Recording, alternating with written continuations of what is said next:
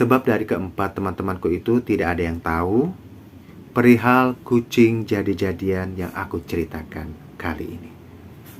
Sungguh siapa sangka kalau kucing jadi-jadian itu adalah perubahan wujud Lita Sari.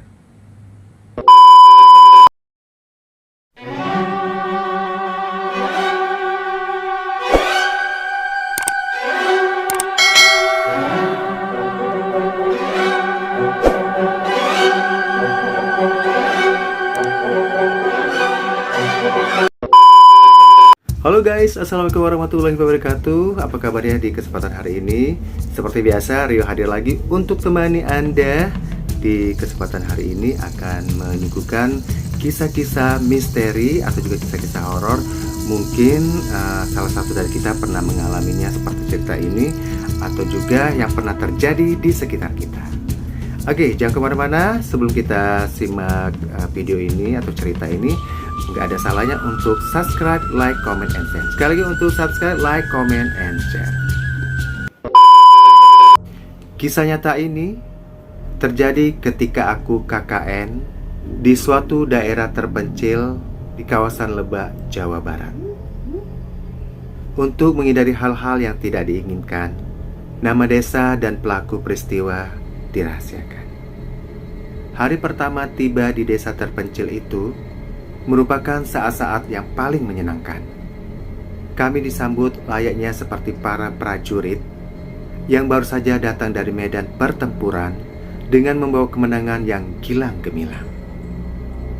Bagi masyarakat pedesaan pada waktu itu, ditamui para calon sarjana seperti kami, agaknya merupakan kebanggaan tersendiri. Aku masih ingat benar pada saat itu, kami diberi hiburan tanggapan wayang golek semalam suntuk. Memang banyak kenangan manis yang sulit terlupakan, berawal dari tugas KKN kami di desa itu. Namun di antara kenangan manis terselip pula kenangan pahit yang menoreh sangat dalam di lubuk hatiku. Mungkin ini hanya berlaku pada diriku sendiri, sebab dari keempat teman-temanku itu tidak ada yang tahu Perihal kucing jadi-jadian yang aku ceritakan kali ini. Sungguh siapa sangka kalau kucing jadi-jadian itu adalah perubahan wujud Lita, putri kepala desa. Ketika awal kejadian gaib yang sulit diterima oleh akal sehat ini sederhana saja. 3 hari setelah mondok di rumah Pak Kades, Ridwan, salah satu tim anggota kami, kehilangan uangnya Rp10.000. Ya, itu jumlah yang sangat sedikit untuk masa kini ya. Namun pada tahun 70-an ini merupakan jumlah yang sangat besar sekali. Apalagi kami belum memiliki penghasilan yang tetap ya. Kami hanya kuliah waktu itu. Mana mungkin, Wan, di antara kita ada yang mengambil uang kamu? Kataku sebagai ketua kelompok grup KKN kami. Mungkin jatuh di jalan. Tambahku lagi. Tidak mungkin. Sebelum tidur tadi aku sudah menghitung jumlah uangku. Masa bisa hilang begini? Sangga Ridwan dengan mimik serius. Hilangnya uang Ridwan memang cukup membingungkan. Herannya lagi, selang beberapa waktu kemudian, kawan-kawan yang lain termasuk aku juga kehilangan uang. Anehnya, uang yang hilang itu hanya selembar. Kalau tidak 10.000, maka 5.000 yang raif. Peristiwa tersebut menyuruh otakku untuk menyusun berbagai dugaan magis yang boleh jadi akan ditertawakan oleh kawan-kawanku kalau aku kemukakan ketika itu. Memang dari keempat temanku yang lain, hanya akulah yang percaya pada hal-hal yang gaib. Sebab aku dibesarkan dalam lingkungan yang penuh dengan nuansa gaib. Tak berlebihan jika aku menguasai beberapa ilmu gaib yang kupelajari dari ayahku.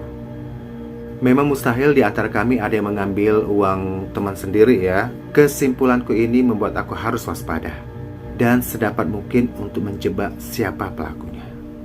Sebab aku yakin itu tidak bisa dilakukan oleh seorang manusia. Sikap waspadaku salah satunya adalah dengan melek sepanjang malam melakukan sholat tahajud. Pengorbananku nampaknya tidak sia-sia. Malam pertama aku melakukan sholat tahajud, mulai ada yang sangat mencurigakan, berupa suara eongan kucing yang sangat halus. Aku tahu di rumah Pak Kades yang kaya raya ini tidak ada seekor pun kucing. Dan lagi, eongan kucing itu mengandung kekuatan gaib yang sanggup menyirap seluruh isi rumah.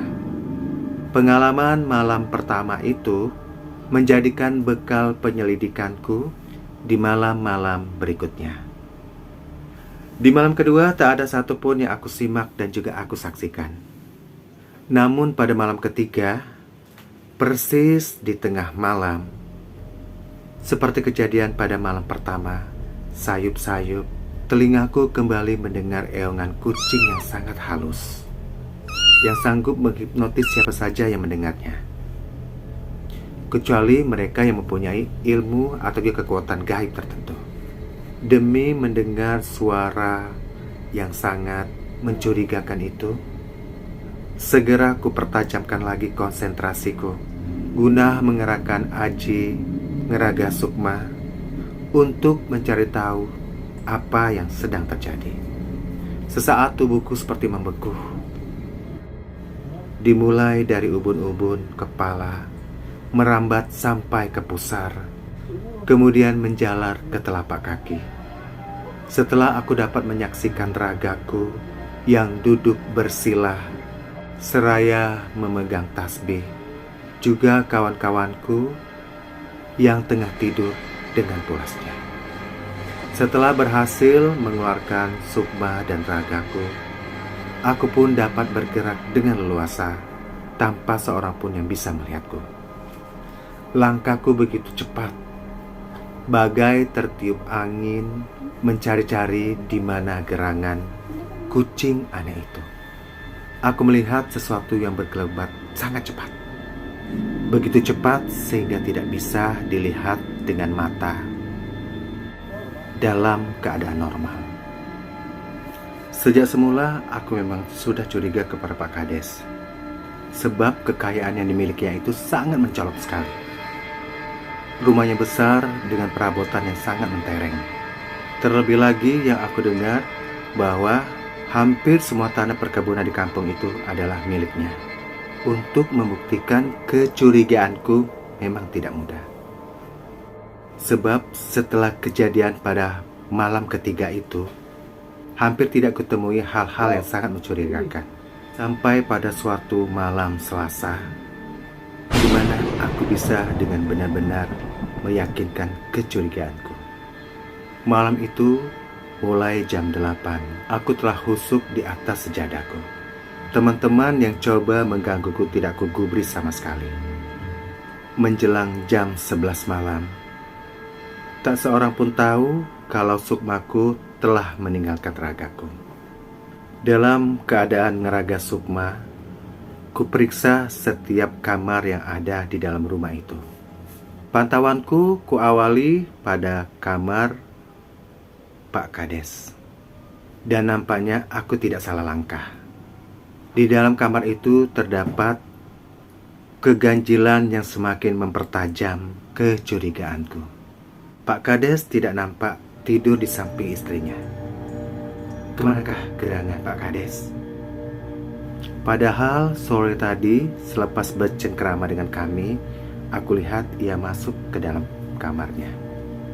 Dalam gerakan mengambang di awang-awang, sukmaku kembali bergerak cepat melacak jejak Pak Kades. Lelaki parubaya itu kutemui sedang khusyuk melakukan upacara magis di salah satu ruangan yang penuh dengan asap dan juga kemenyan. Tanpa mampu melihat kehadiran sukmaku, Pak Kades dengan intens melakukan ritualnya itu. Tubuhnya bergetar-getar membacakan mantra-mantra. Sang Warakas, Sang Warangas, Sang Warakas, Sang Warangas, Kaulah mapat Aji Kusi. Tak dapat kuikuti dengan jelas bagaimana bunyi mantra itu. Sebab dari awal kalimatnya bahwa ajian itu adalah semacam mantra, ilmu hitam untuk merubah wujud seseorang menjadi binatang yang kemudian disuruh melakukan pekerjaan apa saja seperti mencuri uang dengan jalan gaib. Dalam keadaan ngeraga sukma, otakku memang bisa bekerja dengan normal. Memiliki kecurigaan demikian, aku pun segera melayang pergi menuju kamar anak gadis Pak Kades. Gadis ini tampak tidur dengan pulas, dengan kaki yang dilipat. Betisnya yang halus tersingkap dan nampak berkilat indah, diterpa cahaya lampu yang dibiarkan temaram. Beberapa saat, aku berdiri mengamati gadis itu. Dengan serentak, sebuah kekuatan gaib menyerang masuk ke dalam kamar. Kekuatan gaib itu merupakan gumpalan sinar biru kehitaman yang sangat tipis, yang jika diperhatikan dengan tajam, bentuknya menyerupai wujud seekor kucing. Cahaya aneh itu membungkus Lita Sari yang sedang tertidur pulas. Sesaat, gadis itu gelisah dalam tidurnya, menggeliat halus. Hal ini benar-benar berlangsung sesaat. Sebab detik-detik berikutnya, tubuh Lita Sari yang indah itu mengisut dalam gumpalan cahaya berbentuk kucing. Lalu dengan perubahannya sulit digambarkan dengan kata-kata, tubuh indah itu benar-benar telah berubah menjadi seekor kucing. Ya, kucing hitam yang pernah aku temukan beberapa malam silam. Astaga, kucing aneh itu adalah perubahan wujud dari Lita Sari. Gadis ini benar-benar menjadi korban keserakahan dari orang tuanya. Pak Kades telah memperalat kesucian tubuhnya untuk mencari kekayaan. Sebab konon hanya dengan menggunakan tubuh gadis suci, ilmu hitam berubah wujud manusia menjadi hewan bisa dipergunakan. Luka sangat dalam menoreh hatiku. Demi sadar sebetulnya nasib Lita Sari. Demi Tuhan, aku sangat bersimpatik dengan gadis itu. Dia tidak hanya cantik, tapi juga sangat baik terhadap kami, terutama diriku. Bahkan jika saja aku mau berkata jujur, saat itu telah tumbuh benih-benih cinta di dalam ruang hatiku untuk Lita Sari. Mungkin karena perasaan inilah, maka aku bertekad untuk menyelamatkan gadis itu dari perlakuan bejat orang tuanya. Tapi apa yang harus aku lakukan? Satu-satunya cara adalah dengan mencucing jadi-jadian Lita Sari itu, sehingga orang tuanya bingung karena kucing suruhan itu tidak kembali. Persis pada malam yang telah ditentukan, ketika kucing bermaksud untuk mengadakan aksinya di sebuah rumah penduduk, aku berhasil menjebaknya. Perlu diketahui, dengan suara eongannya, di samping bisa membuat orang tertidur, juga bisa mencuri secara gaib lembaran uang terbesar nilai nominalnya dan berpindah ke kamar khusus Pak Kades di rumah yang sangat besar dan megah itu. Begitulah ketika makhluk berbulu hitam legam itu mengeong-ngeong, aku berhasil menangkapnya dari belakang. Dengan kekuatan batin yang aku miliki, kucing itu berubah menjadi sangat jinak, tidak melakukan perlawanan sama sekali. Menjelang subuh, Pak Kades dengan muka masyghul keluar dari kamarnya. Ya, kamar khususnya. Dan tanpa sepengetahuannya, dengan cepat kumasukkan kucing jadi-jadian itu ke dalam kamar tersebut. Di dalam kamar, mengelilingi pedupaan, berisi kembang dan kemenyan yang masih mengepul, tampak berpuluh-puluh uang, beberapa butir permata, dan perhiasan emas hasil ekstraksi gaib si kucing. Orang seperti ini benar-benar memeras rakyatnya sendiri. Geram batinku ketika itu. Begitu siang telah tiba, Pak Kades tampak kelihatan lebih masyhur lagi. Sebab Litasari putrinya tidak kunjung tiba. Kamar gadis itu tetap terkunci rapat. Kasihan juga aku melihatnya. Sebelum kawan-kawan mengetahui kejadian yang sebenarnya, diam-diam lelaki parubaya itu aku dekati.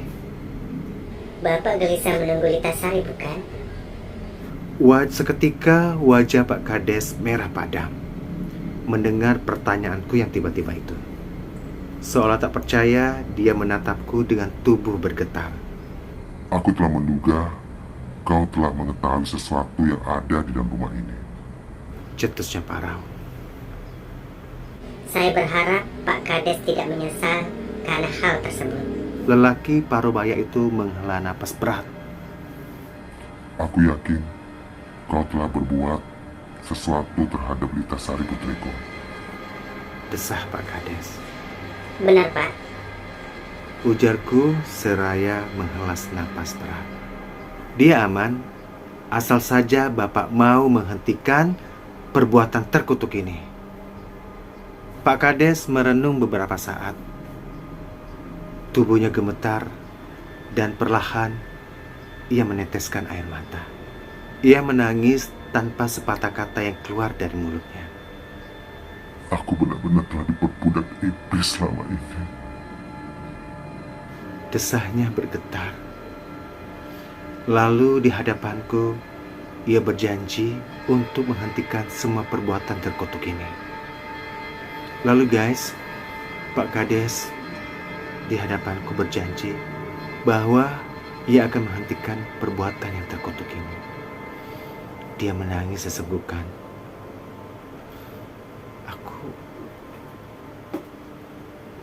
Aku terharu mendengar itu.